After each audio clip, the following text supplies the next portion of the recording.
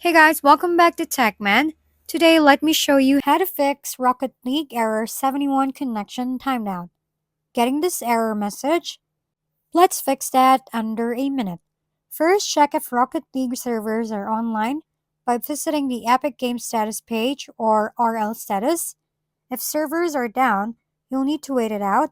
If not, move on to your connection, unplug your router and modem for 2 to 3 minutes, then plug them back in.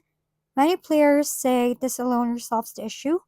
Next, try switching from Wi-Fi to a wired Ethernet connection for more stability and disable any VPNs, proxies, or bandwidth-heavy apps running in the background.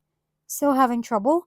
Open Command Prompt as an admin and run ipconfig/flush DNS to clear your DNS cache.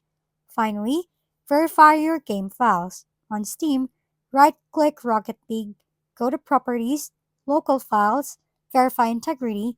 On Epic Games, open the library menu and just hit verify. That should get you back on the pitch in no time. If we've been helpful, kindly give us a thumbs up and don't forget to hit the subscribe and bell button for more contents. For any questions and suggestions, comment down below.